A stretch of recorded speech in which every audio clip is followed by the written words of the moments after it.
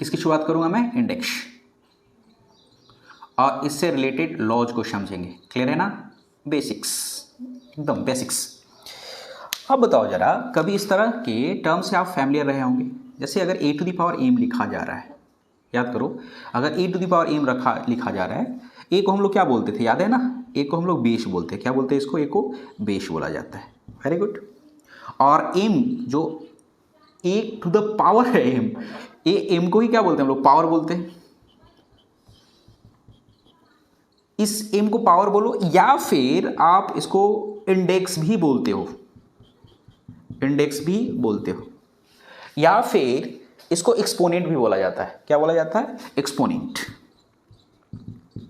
Basic सा चीज़ है, ये सारी जितने भी चीज़ें वो आप लोगों को पता है पहले से, जस्ट मैं एक रिकॉल करा देता हूँ ना। ए क्या है? बेस। ए को क्या बोलते हैं? बेस। और एम क्या है? उसका पावर ना। तो ए क्या है? A raise to the power m ना। अगर इस चीज़ को मैं बेस बोल रहा हूँ तो इसको क्या बोल रहा हूँ मैं? पावर बोल रहा हूँ, या फिर क्या इंडेक्स बोल रहा हूँ, या फिर क्या एक्सपोनेंट बोल रहा हूँ। अभी होता क्या, इस चीज़ को थोड़ा समझिए जरा। आप बहुत बार इस तरह के कंसेप्ट, खासकर मैट्रिक्स सिस्टम जब डील करते हो तो वहाँ पे बहुत सारा चीज़ यूज होता ही है, और वहाँ पे मैट्रिक्स सिस्टम को यूज़ करना ही जाता है। वहाँ पे लॉज ऑफ इंडिसेज आपको आना ही चाहिए अगर उससे रिलेटेड कंसेप्ट को डिस्कस कर रहे हो तो। जैसे एक एग्जाम्पल छोटा सा मैं बताता हूँ। आप 5 टू द पावर 3 लिखते हो, व्हाट डज इट मीन? 5 को आप 3 टाइम्स लिख रहे हो विद देयर प्रोडक्ट। आप 5 को 3 बार मल्टीप्लाई तो कर रहे हो ना। ये क्या हो गया? 5 को 5 में मल्टीप्लाई करते, फिर 5 में मल्टीप्लाई करते क्या आता? 125 आता। अरे पता है ना, अगर 2 का पावर अगर 3 लिख रहे हो, इसका मतलब क्या है? 2 इंटू 2 इंटू 2। अगर मैं यहाँ 5 टाइम्स लिखता तो क्या लिखते आप? 2 into 2 into 2, it will be written 5 times. That is why if I have to write a to the power m, it will be repeated m times. ए कितने बार रिपीट करोगे आप? m times. मतलब a को आप कितने बार मल्टीप्लाई कर रहे हो खुद में? m times. ये बात समझ आया? 2 to the power 5, further you can do it yourself. 2 2 जा 4, 2 जा 8, 2 जा 16, 2 जा 32। ये क्या है आपका? 32। इसमें कहीं कोई दिक्कत नहीं है, आई होप सो। चलिए अब थोड़ा सा चीज सोचो जरा। अगर मैं -1 का पावर अगर ऑड लिखता, कोई ऑड नंबर, जैसे एग्जांपल के तौर पे, ऑड नंबर किसको बोलते हैं पता है ना? Those numbers which are not divisible by 2। वैसी संख्या जो 2 से पूर्णतः काटा नहीं जाता है या भाग नहीं लगता है, उसी को क्या बोलते हैं हम लोग? ऑड नंबर बोलते हैं। अगर -1 का पावर ऑड नंबर जैसे 5 रहता है, अगर 1 को खुद में मल्टीप्लाई कर रहे हैं तो क्या होता है? खुद को खुद में मल्टीप्लाई करते रहोगे। 1 को 1 में कितनी बार भाई मल्टीप्लाई करा जाए कोई फर्क पड़ेगा नहीं। 1 इंटू 1 इंटू 1 अगर इनफाइनाइट टाइम्स में मल्टीप्लाई करोगे यू विल गेट 1, आपको 1 ही मिलने वाला है। तो यहाँ पे क्या लिखते हैं बाबू? 1 लिखा। अभी कितना ऑड टाइम्स है ना, तो ऑड टाइम्स का मतलब क्या होता है कि जब भी माइनस साइन का मल्टीप्लीकेशन होगा वो ऑड टाइम्स होगा, मतलब माइनस माइनस प्लस होता है। तो आप सोचो, अगर माइनस माइनस प्लस हो रहा है तो अगर माइनस माइनस माइनस करोगे तो माइनस माइनस प्लस और माइनस माइनस हो जाएगा ना। मतलब अगर -1 का पावर ऑड नंबर रहा तो ये हम लोग क्या मिलेगा? -1 ही मिलेगा ना। इस चीज़ को आप अच्छे से याद रख लेना। अच्छा जी, बिल्कुल सही। अगर मुझे बोला जाता -1 टू द पावर 2003 क्या होता? That is what? 2003 is odd number ना, तो -1 का मल्टीप्लाई करोगे तो ये क्या होगा? -1। -1 का पावर 2003 क्या है? -1। इन द सिमिलर वे अगर -1 का पावर इवेन नंबर होता, कोई इवेन नंबर लेते अगर हम लोग, तो क्या होता? -1 का पावर इवेन नंबर जो होता वो क्या होता? +1 होता। क्यों? क्योंकि माइनस माइनस जब मल्टीप्लाई कर रहे होगे आप तो कितने बार मल्टीप्लाई कर रहे होगे आप? Even times. एग्जाम्पल के तौर पे -1 का पावर 2 ले रहे हो आप, तो आप इसको क्या लिखते? -1 into what? -1 minus minus plus and 1 into 1 1।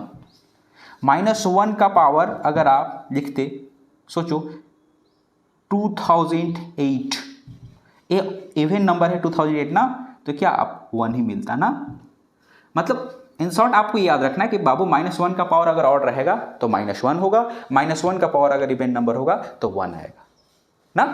आप एक छोटा सा एग्जांपल इसमें देखो, शायद तुम लोग को दिक्कत हुई होगी। तो -1 का पावर अगर 3 है तो क्या है? आप -1 इंटू -1 इंटू -1, आप 3 टाइम्स मल्टीप्लाई कर रहे हो -1 को ना खुद में, तो बताओ माइनस माइनस प्लस और फिर माइनस, माइनस माइनस प्लस और फिर माइनस मल्टीप्लाई करोगे तो -1 ही ना आएगा। तो आज के बाद याद रखना, -1 का पावर ऑड रहा तो आप -1 ही आएगा, -1 का पावर अगर इवेंट नंबर रहा तो आपको पॉजिटिव मिलने वाला है। ये बेसिक सा चीज़ है। तो लॉज ऑफ इंडिसेस देखेंगे, इसके पहले इस चीज़ आपको अच्छे से समझना था।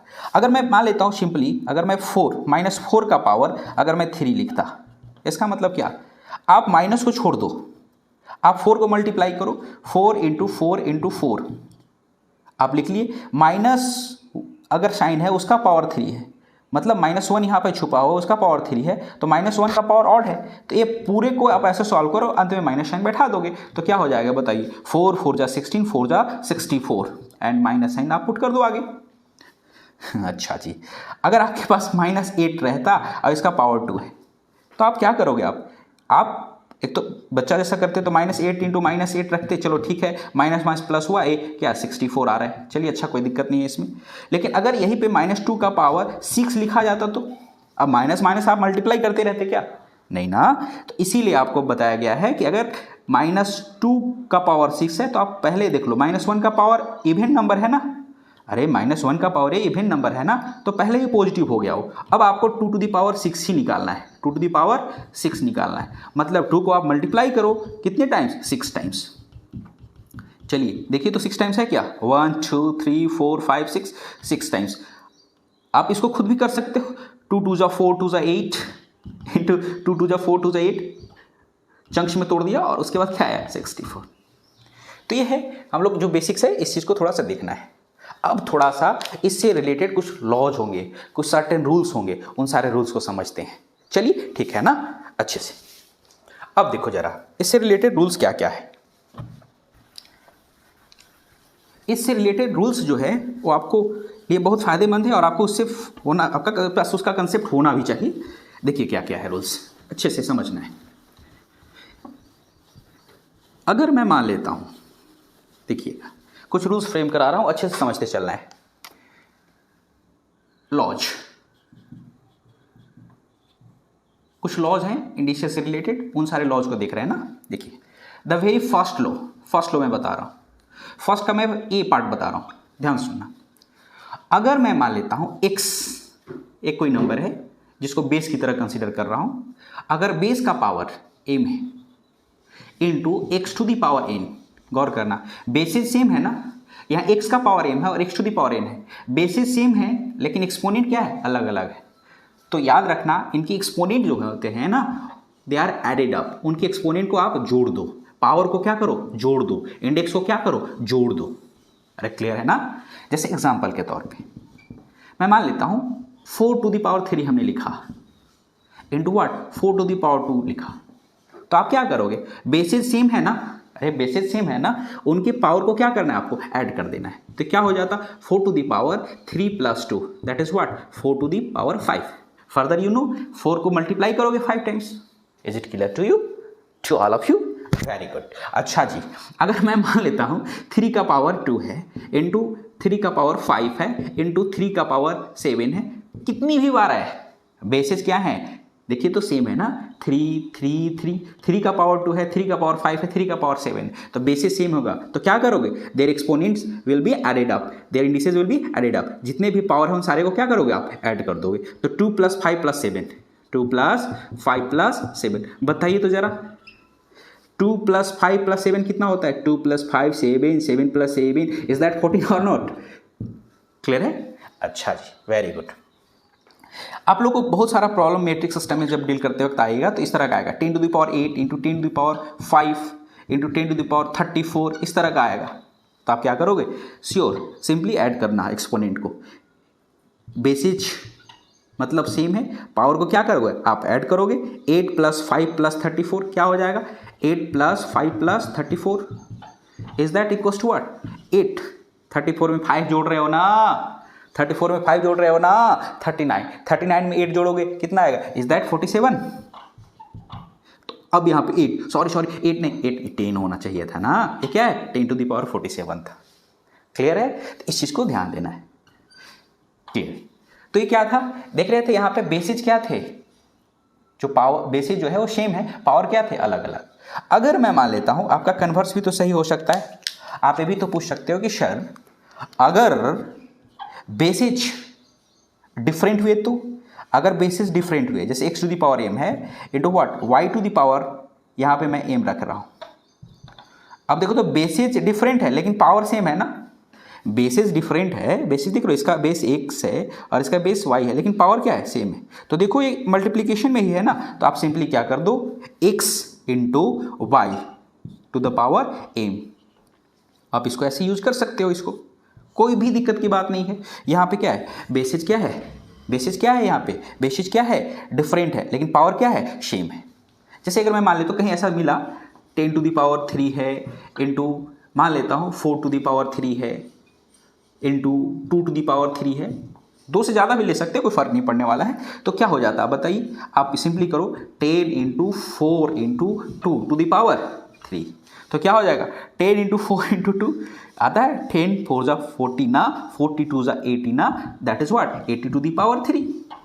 फर्दर यू कैन, आप बताओ जरा यहाँ पे अगर मैं मान लेता हूँ ऐसा लिखता 3 का पावर 2 इंटू 2 का पावर 2 अगर होता तो क्या करते आप, सिंपली देख रहे हो बेसिस डिफरेंट है लेकिन पावर तो सेम है ना, तो क्या होता 3 इंटू 2 लिख देते आप, अच्छा जी, और 2 तो था ही, एक्सपोनेंट क्या है सेम है, तो क्या हो जाता 3 2 जा 6, 6 का पावर 2, और फर्दर आप तो कर ही सकते थे। तो ये फर्स्ट लॉ मैंने आप लोग को बताया, इसको फर्स्ट लॉ में ही मैंने एक लॉ नंबर ए और law number be just bifurcate करा है, इससे कोई दिक्कत नहीं होने की बात है। अगर बेसिस सेम रहा, अगर बेसिस सेम रहा और एक्सपोनेंट अलग रहा तो क्या करते हैं, बेस तो सेम रहेगा, एक्सपोनेंट को ऐड कर दोगे। यहाँ पे देखो अगर बेसिस डिफरेंट है और एक्सपोनेंट सेम है तो क्या करोगे, सिंपली जिस कंडीशन में है प्रोडक्ट था ना तो वैसे ही रहने दिया, दोनों को प्रोडक्ट कर दिया और क्या किया पावर को एज ए होल हमने कंसीडर करा। क्लियर है, चलिए अच्छा है। अब कुछ और लॉज देखेंगे, should I right this, very good.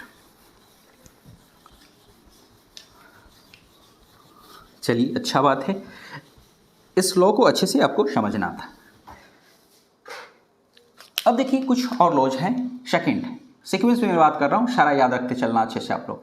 Second का ये, अगर एक्सपोनेंट डिफरेंट है लेकिन बेसिस सेम है और ये किस फॉर्म में है, कॉसेंट फॉर्म में, मतलब डिवीजन वाले फॉर्मेट में, तो इसको आप ऐसे भी लिख सकते हैं x to the power m upon x to the power n भी तो लिख सकते हैं बाबू। तो क्या करेंगे, बेसिस सेम है एक्सपोनेंट डिफरेंट है, just you have to take the difference of this two. अरे बाबू x का power m upon x to the power n लिखे हो तो ये क्या हो जाएगा m माइनस n हो जाएगा, क्या हो जाएगा x का पावर m माइनस n हो जाएगा, बेसिक सी बात है। अच्छा जी, जल्दी जल्दी समझिए जरा। अगर मैं मान लेता हूँ कुछ एग्जांपल्स इसमें वेस्ट करता हूँ, मान लेता हूँ 10 टू द पावर 8 है और इसको डिवाइड करना है 10 टू द पावर 3 से। आप क्या करो 10 टू द पावर 8 माइनस 3 करो, तो 10 टू द पावर 8 माइनस 3 क्या हो जाएगा 10 टू द पावर 5। क्या किए, बेसिस सेम था एक्सपोनेंट अलग अलग था, तो 8 माइनस 3 हमने कंसिडर करा, न्यूमरेटर के एक्सपोनेंट में डिनोमिनेटर के एक्सपोनेंट को घटा दिया, न्यूमरेटर वाले पावर में डिनोमिनेटर वाले पावर को घटा दिया, लेकिन तब ही घटा पा रहा हूं जब दोनों का बेस क्या है सेम, 10 ही बेस थी, यहाँ भी था यहाँ पे भी 10 बेस था। अच्छा जी, कुछ और एग्जांपल्स देखते हैं। मैं मान लेता हूँ 10 टू द पावर यहाँ पे 11 है upon 10 to the power 2 consider करा, ठीक है अच्छी बात है, कर लूँ कोई दिक्कत थी नहीं। 10 टू द पावर क्या हो जाएगा 11 माइनस क्या 2, तो 10 टू द पावर क्या हो जाएगा 9। अब चूंकि इसको एक्सटेंड भी तो कर सकते हैं हम लोग, कुछ और भी चीज़ तो है, इसको समझा जा सकता है। जैसे अगर मैं मान लेता हूँ स्पीड ऑफ लाइट कंसीडर करा 3 into 10 to the power 8, 3 into 10 to the power 8। अगर लाइट ईयर कंसीडर करना चाहो तो लाइट ईयर कंसीडर कर लिया 9.46 into 10 to the power 15 metre. अब ऐसा समझने के लिए अब देखो यहाँ पे इसको डिवाइड कर रहा हूँ, मैं मान लेता हूँ किसी टर्म से डिवाइड कर रहा हूँ, मुझे ऐसा मौका मिला कहीं 10 टू द पावर 11 से डिवाइड कर रहा हूँ, कोई बात नहीं, आप कुछ भी नहीं करो, आप क्या करो 3 इंटू 9.46 अलग से कैलकुलेट कर लो, 3 इंटू 9.46 अलग से कैलकुलेट कर लो। अब बचा मैट्रिक्स सिस्टम, क्या बचा है 10 to the power 8 into 10 to the power 15 upon क्या रहा नीचे 10 टू द पावर 11। तो अगर मैं मान लेता हूँ ए रहा 3 इंटू 9.46। तो आप इसको अलग से सॉल्व करो, इसको क्या करो, अलग से सॉल्व करो, और इसको जो सॉल्व करोगे आपका वही तरीका होगा। बेसिस क्या है, सेम है, पावर क्या है, डिफरेंट है, तो आप ऐड कर दो। क्या करोगे, 15 + 8 अपॉन 10 टू द पावर 11। अब इसको अगर बात करो तो 3 इंटू 9.46 आप खुद से कर सकते हो, ये अलग से इसको करो, लेकिन मैट्रिक सिस्टम को अगर आप डील कर रहे होगे बाबू तो क्या करोगे, 10 टू द पावर 23 माइनस क्या हो जाएगा 11, और 10 टू द पावर 23 माइनस 11 आपको पता है क्या हो जाएगा ये, इसको भी मैं सॉल्व कर ही देता हूँ। 3 6 जा 18 8 1 3 4 जा 12 और 1 13, वेरी गुड। 1 3 9 जा 27 एंड 1 28 इनटू क्या करेंगे 10 to the power 23 minus 11 10 to the power 12। आगे कुछ भी हो वो आगे दिखाया जाएगा और तरह से समझाया जा सकता है, क्लियर है। अगर सोचो जरा यहाँ पे मैं इस चीज़ को थोड़ा सा कंसिडर कर रहा हूँ, बी इसका सेकेंड रूल का बी ना, मैं अगर कह रहा हूँ कि देखिए जरा, अगर कहीं इस तरह का कंडीशन रहा कि एक्सपोनेंट ही सेम है, x to the power m, और यहाँ y टू द पावर हमने m कंसिडर कर लिया, क्या है एक्सपोनेंट ही सेम है ना। अब क्या है यहाँ पे एक्सपोनेंट सेम है, क्या है एक्सपोनेंट क्या है सेम है, लेकिन बेसिस डिफरेंट है, इसमें कुछ भी नहीं, डिवीजन के फॉर्म में था, x अपॉन वाई रहने दो, आप टू द पावर क्या करोगे आप m कर दो, देख रहे हो ना। अब सोचो जरा x देख रहे हो यहाँ पे बेसिस क्या है, बेसिस क्या है, बेसिस है क्या यहाँ पे डिफरेंट है, लेकिन पावर या एक्सपोनेंट तो क्या है बराबर है।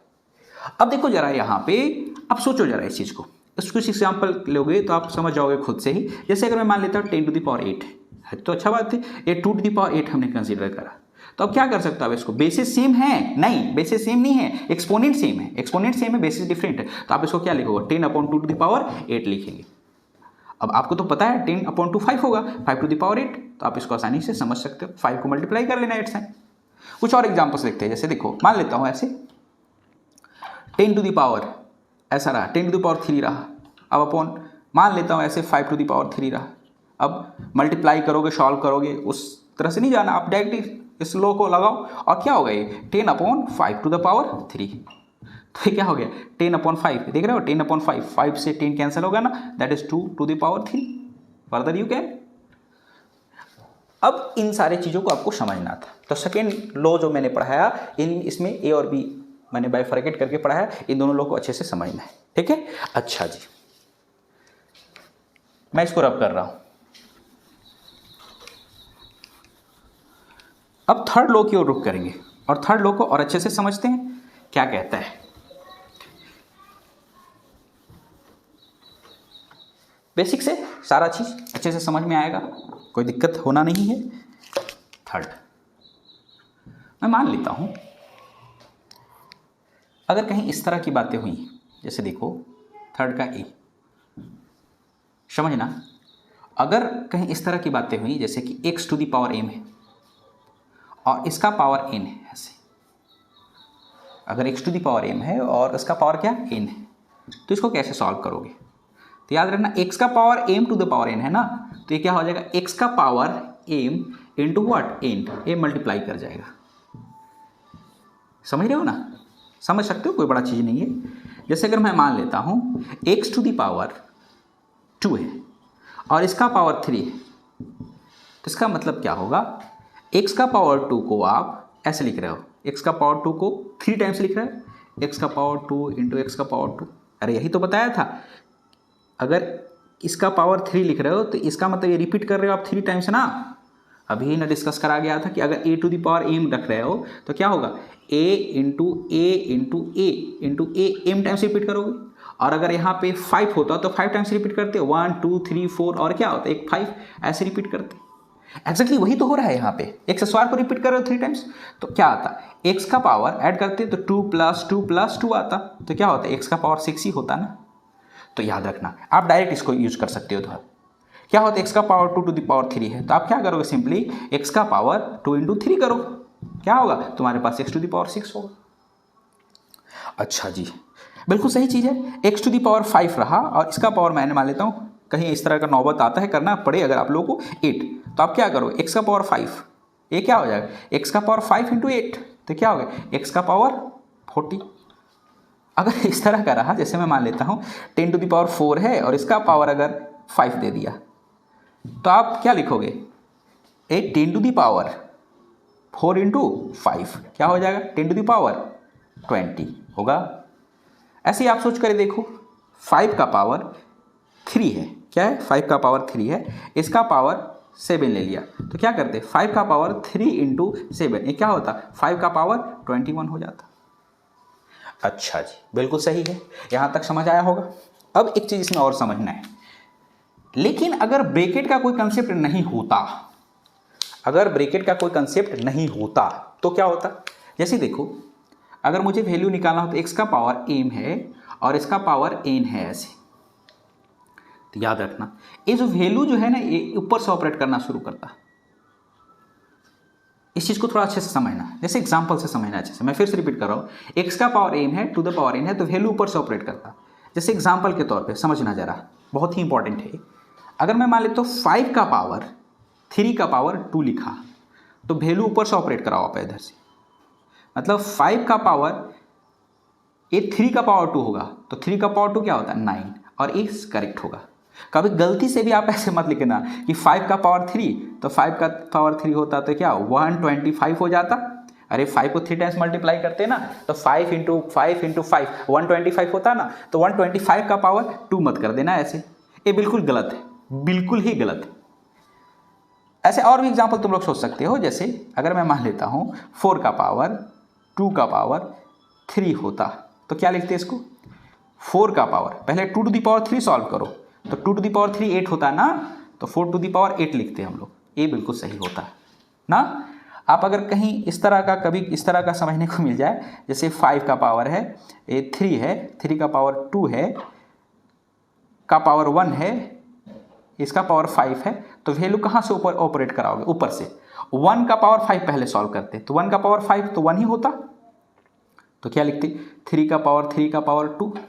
अरे बाबू 1 का पावर 5 करते तो क्या होता, 1 का पावर 5 करते तो 1 ही ना होता, तो 3 का पावर 2 बचता। अब 3 का पावर 2 है, तो क्या सॉल्व करते, फिर ऊपर से ऑपरेट करना है, तो क्या होता 3 का पावर 2 9 होता ना, तो ये क्या होता 3 का पावर 9 हो जाता। तो इसको दिमाग में अच्छे से बैठा करके रखना है। चलिए मैं इस पर एक और एग्जाम्पल देता हूँ, इंटरेस्टिंग एग्जाम्पल, मैं इसको रब कर रहा हूँ ना, देखिएगा इसको थोड़ा सा अच्छे से समझना, इस पर एक इंटरेस्टिंग एग्जाम्पल दे रहा हूँ। आप सोचोगे थोड़े देर के लिए तो जरूर शॉक हो गया आप, लेकिन बहुत ही इंटरेस्टिंग एग्जाम्पल है। देखिए, जैसे अगर कहीं इस तरह का वैल्यू दे देता है, जैसे y का वैल्यू मान लेता हूँ समझाने के लिए, 5 रहा, 5 का पावर 2 रहा, इसका पावर 1 है, उसका पावर भी 5 दे रहा हूँ, इसकी पावर 3 दे दिया, 4 दे दिया, 2 दे दिया, 7 दे दिया, इस तरह का। और भी ऊपर चले जाइए, कहीं पे भी 10 चले जाइए, ऐसे चले जाते। देखो तो गौर करो जरा इस चीज़ को, जो यहाँ पे टेक्निक जो लगाए थे वही टेक्निक यहाँ पे भी लगा सकते हैं आप। 7 का पावर 10 सॉल्व करते, अरे कर लो, बहुत बड़ा नंबर आएगा। फिर इधर सॉल्व करते जाते आप, सॉल्व करते रहते, क्या आता अंत में, फाइनली 1 का पावर 5 वाला ऊपर होता। तो 1 का पावर कुछ भी होता तो कोई फर्क पड़ता क्या, बिल्कुल नहीं फर्क पड़ता। 1 का पावर कुछ भी होता तो वही रहता। तो बेसिकली लिखा हुआ क्या है, 5 का पावर 2 लिखा हुआ है, 1 वाला पावर तो सारा कैंसिल हो जाएगा, और फिर इसका वैल्यू क्या होता 825। समझ आया। सोचो ना, एक और एग्जाम्पल लेता हूँ, जैसे अगर छोटा चंक में समझोगे शायद, मुझे लगता है, जैसे 5 का पावर 4 होता, या 5 का पावर 4, ठीक है कोई दिक्कत नहीं, ये 1 लेता, ये 2 लेता, तो अब बताओ, या यहाँ पे 3 लेता ऐसे, तो अब बताओ 2 टू दी पावर 3 ये 8 होता, तो आप इसको लिखते ना बाबू, 5 का पावर 4 का पावर 1 का पावर ये 8 लिखते आप, 2 टू दी पावर 3 8 होता। चलिए ठीक है, अगर 1 का पावर 8 निकालते तो क्या होता आपका, 5 का पावर 4 होता और 1 का पावर 8 तो 1 ही होता ना। अब फिर देखो 5 का पावर ए अगर करते, 4 का पावर 1 करते तो 4 ही होता। अब 5 का पावर 4 तो आप कर ही सकते हो, 5 का पावर 5 टाइम्स मल्टीप्लाई या 4 टाइम्स मल्टीप्लाई, बिल्कुल 4 टाइम्स, तो 25 होता इंटू 25 होता, तो ये 625 होता। एक सिंपली ऐसे ही इंटरेस्टिंग एग्जांपल लेना पड़ा, मैं ले लिया, ठीक है। तो इतना अच्छे से रिजल्ट आपको याद रखना था। चलिए अच्छा है, अब इसको समझो जरा, आगे अच्छे से समझना है। तो ये लॉ नंबर 3 हमने खत्म करा है। बहुत सारा रिजल्ट्स जो है ना, इसका मतलब कह सकते हो कि बहुत जगह यूज होने वाला है, और ये बेसिक्स है ना, कहीं भी फिजिक्स का प्रॉब्लम कर रहे हो, इवन मैथ्स में भी कहीं कुछ तरह का कैलकुलेशन आ रहा होगा, तो आप इन सारे रूल्स को यूज करोगे, तो इसका आइडिया तो होना ही चाहिए। अच्छा जी, बिल्कुल सही। रूल नंबर 4 की ओर रुख करते हैं, समझिएगा अच्छे से। अगर मैं मान लेता हूं कहीं इस तरह का लिखा हुआ रहे x का पावर -m, अगर ऐसा मिल जाए x का पावर क्या है -m, तो इसका मतलब क्या समझोगे आप?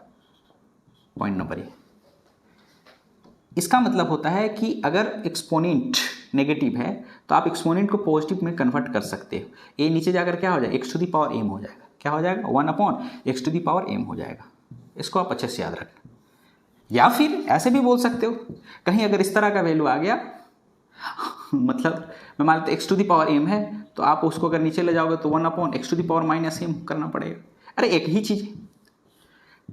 जैसे एग्जाम्पल के तौर पे अगर मैं मान लेता हूँ, समझो जरा, एग्जाम्पल के तौर पे मैं मान लेता हूँ ऐसा कि अगर 8 का पावर -2 लिखने का पड़ा, तो 8 का पावर -2 तो सॉल्व नहीं करोगे ना। ये बेसिकली क्या दिया है, 1/8 टू दी पावर 2 है। ये 1/64 लिखा हुआ है। क्या है? 1/64 लिखा हुआ है। ऐसे ही अगर मैं मान लेता हूँ 2 का पावर -2 लिखा हुआ है, इसका मतलब क्या है, ये 1/2 टू दी पावर 2 है। ये क्या है? 1/4 तो है। तो इसमें कुछ खास समझने को है नहीं, लेकिन याद रखना अगर एक्सपोनेंट कभी नेगेटिव आ गया तो इसका मतलब क्या होगा कि 1/xm है। x का पावर -m था ना, तो ये क्या होगा, 1/x to the power m हो जाएगा। बिल्कुल सही। अच्छा जी, इसमें कुछ और भी रूल्स हम लोग ऐड कर सकते हैं समझने के लिए। जैसे अगर मैं मान लेता हूँ, सोचिए जरा इस चीज़ को, अगर कहीं पे x to the power m equals to अगर ऐसा लिखा हुआ है y, समझो ना, x to the power m equals to क्या लिखा हुआ है y, तो आप क्या करना, यहाँ पे देखो, अगर x का पावर m है इक्वल टू y है, तो इसका मतलब क्या है, अगर उधर जाएगा तो x इक्वल्स टू y का पावर 1/m हो जाएगा। y का पावर क्या हो जाएगा, 1/m हो जाएगा। और इसको अच्छे से समझना है।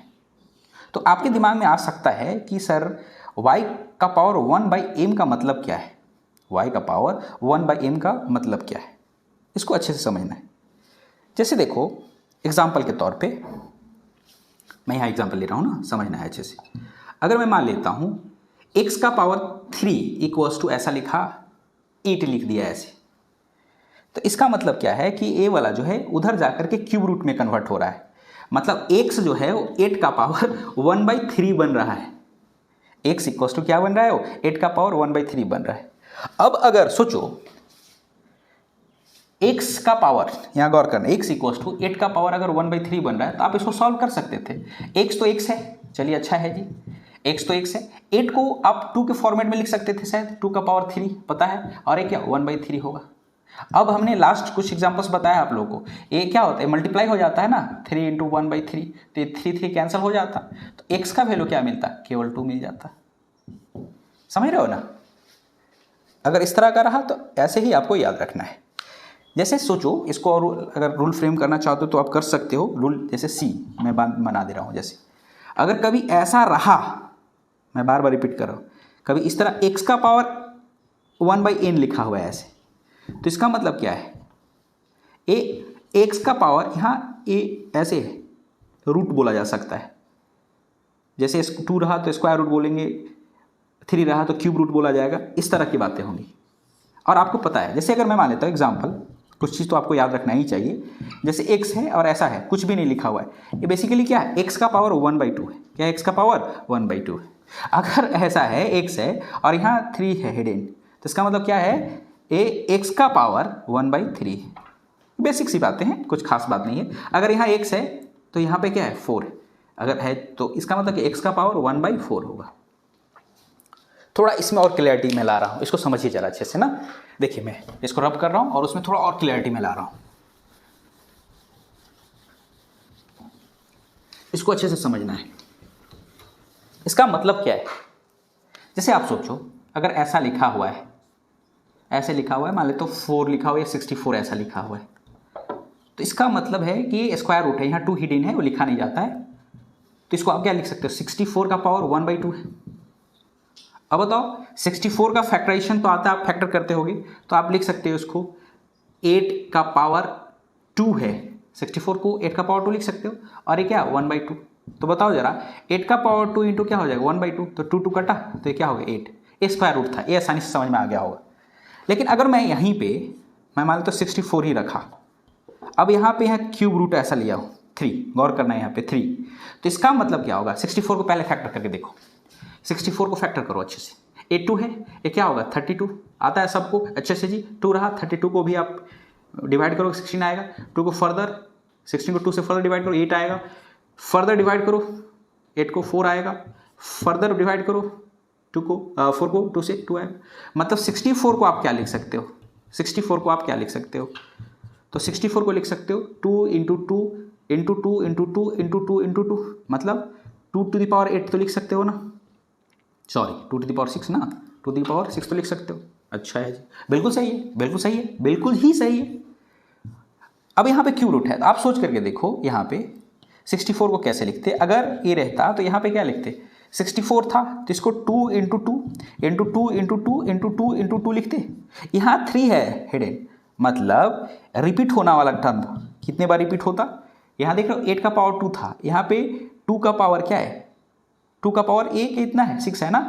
तो आप सोचो इसको ऐसे लिखा 2 into 2 into 2 into 2 into 2 into 2, तो 2 इंटू 2 4 रख सकते हो। यही क्या है 2 इंटू 2 क्या है 4 है, और 2 इंटू 2 है 4। तो यहाँ पे क्या है इसके अंदर, यहाँ पे गौर करना A3 लिखा हुआ है, ऐसे क्यूब रूट बोला जाता है इसको। ये तो 4 इंटू 4 इंटू 4 है, तो यहाँ पे अगर 3 है इसका मतलब अगर 3 टाइम्स 4 आएगा तो एक सिंगल 4 यहाँ बाहर निकल जाएगा, सिंगल 4 यहाँ पे बाहर निकल जाएगा। और अगर इसको ऐसे नहीं सोच सकते तो ऐसे सोच सकते हो 64 का क्यूब रूट है, मतलब ये क्या है 64 का पावर 1/3 है, अरे है ना। और 64 को क्या लिख सकते हो, अभी देखो 64 को लिख सकते हो ना 2 का पावर 6, चलो 2 का पावर 6 लिख सकते हो, ये 1/3 है। तो बताओ 2 का पावर 6 इंटू 1/3 तो लिख सकते हो ना, मल्टीप्लीकेशन करना भी जस्ट सिखलाया गया। तो ये क्या हो जाएगा 3 से 2 टाइम्स कैंसिल होगा, तो क्या बचा ये 2 टू दी पावर 2, ये क्या रहा 4 हुआ कि नहीं हुआ। तो अपना तरीका होगा आप इसको टैकल करने का। मैं मान लेता हूँ आपके दिमाग में चल रहा हो कि सर ऐसा करते हैं, कुछ इस तरह की भी बातें हो सकती है कि ऐसा करते हैं कि यहाँ पे अगर 6 ले लेते और अभी भी यहाँ पे 64 लिए हुए होते, तो इसका मतलब क्या था, ये तो ऑलरेडी आप फैक्टराइज कर चुके हो इसीलिए समझाया जा रहा है इसी को। 64 को आप 2 टाइम्स मतलब 2 को 6 टाइम्स लिख सकते हो आप ऐसे। अच्छा जी लिखा आपने 2 into 2 into 2 into 2 into 2 6 times लिखा। तो एक देख रहे हो यहाँ पे 6 है, इसका मतलब 6 टाइम्स अगर एक ही चीज़ रिपीट हुआ है तो सिंगली बाहर आ जाएगा 2 हो जाता। या फिर आप इसको 64 का पावर 1/6 लिखते, अरे लिखते, और 64 का पावर 1/6 लिखते मतलब 2 का पावर 6 होता, ये 1/6 होता, और सॉल्व करते तो 2 का पावर 6 इंटू 1/6 होता, तो ये 6 काटता तो क्या हो जाता 2 टू दी पावर 1 हो जाता। तो इन सारे लॉज को आपको अच्छे से याद रखना था। अच्छा कुछ और चीज़ समझते हैं, मैं इसको रब कर रहा हूँ, बिल्कुल बेसिक सा चीज़ है इसको, लेकिन हाँ समझना है अच्छे से। जैसे अगर मैं मान लेता हूँ ऐसा होता, पॉइंट नंबर डी मैं ऐसा लिख देता हूँ किसी में, कभी इस तरह का लिखा हुआ होता x का पावर m अपॉन n ऐसा रहता, x का पावर m अपॉन n, गौर करना x का पावर m अपॉन n, इसका मतलब क्या है समझो जरा। इसको आपके पास लिखने के बहुत सारे तरीके हैं, आप ऐसे शायद लिखना चाह रहे होगे, आप x का पावर m लिखो और उसका क्या कर लो 1/n लिख लो। तो इसका मतलब क्या हुआ कि आप x का पावर m लिख रहे हो, अरे x का पावर m लिख रहे हो और फिर उसका क्या ले रहे हो nth रूट ले रहे हो, एक तरीका ये हुआ, अरे एक तरीका ये हुआ। या फिर आप इसको ऐसे लिख रहे हो x का पावर m/n है, इसको आप x का पावर 1/n ले रहे हो, लिख सकते हो, और इसका पावर m लिख सकते हो, क्योंकि अभी ही हमने रूल पढ़ाया है ना x to the power a का पावर अगर b होता है तो क्या करते हो आप x का पावर a इंटू b होता है, तो मल्टीप्लीकेशन में ही है, अरे मल्टीप्लाई करोगे तो m/n ही आएगा, m इंटू 1/n तो m/n ही आएगा। तो आप इसका मतलब क्या हुआ कि x का पावर 1/n को आप m टाइम्स लिख रहे हो, x का पावर 1/n को आप क्या लिख रहे हो m टाइम्स लिख रहे हो, बढ़ रहे हो आप m टाइम्स लिखोगे, कितने टाइम्स लिखोगे m टाइम्स लिख रहे हो। अच्छा जी इसको एग्जाम्पल से समझोगे तो और अच्छा रहेगा। जैसे देखो एग्जाम्पल्स, मैं मान लेता हूँ x का पावर 3/2 है, x का पावर क्या है 3/2 ऐसा लिखा हुआ है। तो इसका मतलब क्या हुआ, x का पावर 3/2 का मतलब आप क्या लिख सकते हो x का पावर 3 लिख लो, x का पावर क्या लिख लो आप 3 लिख लो, और इसको हाफ से पावर ले लो, तो क्या हो गया ये x का पावर 3/2 हुआ। इसका मतलब क्या हुआ कि अगर x का पावर क्यूब लिख रहे हो तो यहाँ पे रूट आएगा, और अगर रूट आएगा तो आपको खुद पता है कि इसको एक्स क्यू को क्या लिख सकते हो, एक्स इंटू एक्स लिख सकते हो। लेकिन क्या है वही चीज़ ना आएगा जो 2 बार रिपीट हुआ है, तो एक्स 2 बार रिपीट हो रहा है और है तो उसको बाहर निकाल सकते हो, लेकिन ए तो 2 बार नहीं है अंदर में, ये रिपीटेड है क्या, नहीं है, तो ये ऐसे ही रह जाएगा। तो इसको क्या लिख लेंगे, एक्स रूट एक्स। तो एक इसको तो एटलीस्ट आपको याद ही रखना चाहिए कि एक्स टू दी पावर 3/2 है, इसको क्या एक्स इंटू रूट एक्स लिख लो, याद रखना आज के बाद, ये भी काम का चीज़ है, बीच में यूज होते रहेगा।